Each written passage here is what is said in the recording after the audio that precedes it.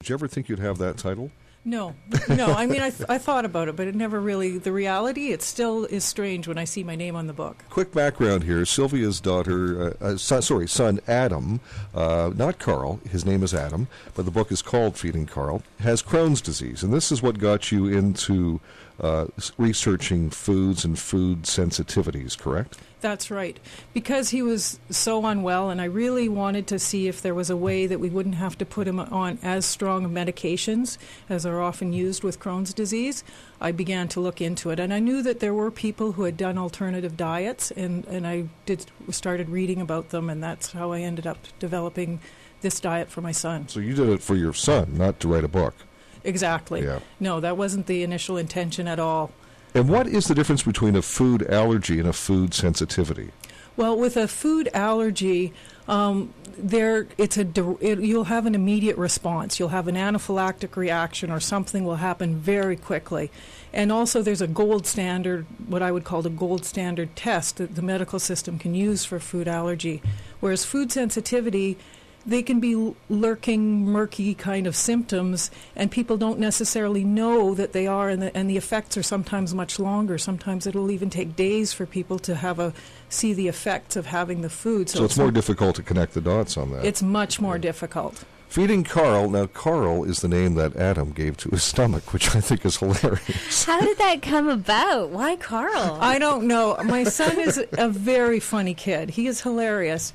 And thank heavens, because Crohn's disease can be an awful and painful disease, and he managed to keep his sense of humor through it. But just one morning, he woke up and he was having cramps from his Crohn's, and he goes, "Ow, Carl!" And Carl stayed with him and us. And it made sense to name the book after his stomach. After his stomach.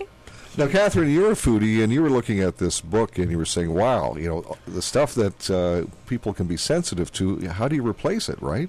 Well, and that's it. I mean, there's a big list of items on the cover of that book that you're avoiding in these recipes. What are those things? Well, actually, the foods that I avoid, I'll list them for you, are dairy, eggs, fish, gluten, nuts, peanuts, seafood, sesame, soy, and those make up actually 90% of the most common food allergies. And then also we took out refined sugars because my son was very sensitive to sugar, so we went to natural sugars. So there's no refined sugars in the cookbook either. Are you able to replace all those items you just mentioned?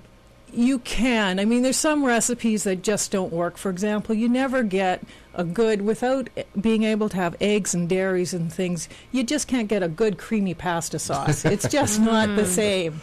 But there's many things you can do, and there's also new combinations you find in new foods, and they are delicious. I mean, the thing people have to get their heads around if they're onto a new, having to go onto a restricted diet, is it won't be identical, but it can still be really good, because I wasn't willing to give up familiar foods and flavor for the sake of this diet. And so I worked toward that. Where do the recipes come from? The recipes, a lot of them, that was an interesting journey as well, because I would use books that I look at the books, and I buy books that were supposedly for a more restricted diet, and I found a lot of the recipes I couldn't use because we were so restricted. And I would try to modify them, and I wasn't always happy, but I often went back to the recipes of my mom and my grandma. You know, those simple, they were both farm women and fabulous cooks, and I'd go to those simple recipes, and they were easy to change, and they almost always turned out. In fact, I don't know that anyone that didn't was an entire disaster. And I did have a few entire disasters. We played hockey with a few loaves of bread. Oh, nice.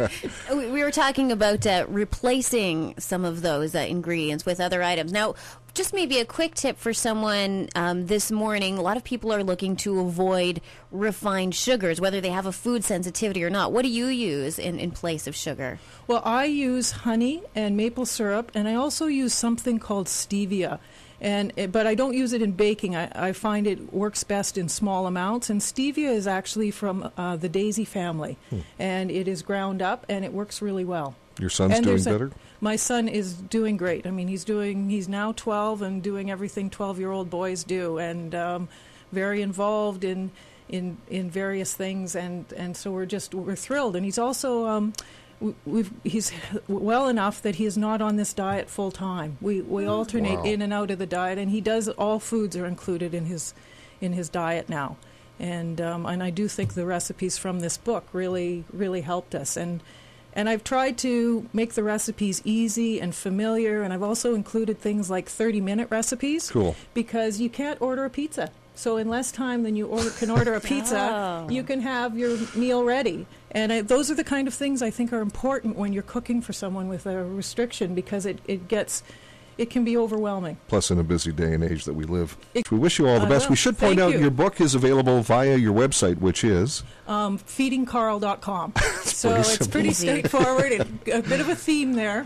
Say hi to Adam for us. I will. And Thank Carl. you. Say hi to Carl. I'll say hi to him. All right. Thanks, Sylvia. Thank you. Sylvia Davies, author of Feeding Carl, feedingcarl.com. That's where you can purchase the book and find out more about it. 8:30 news coming up.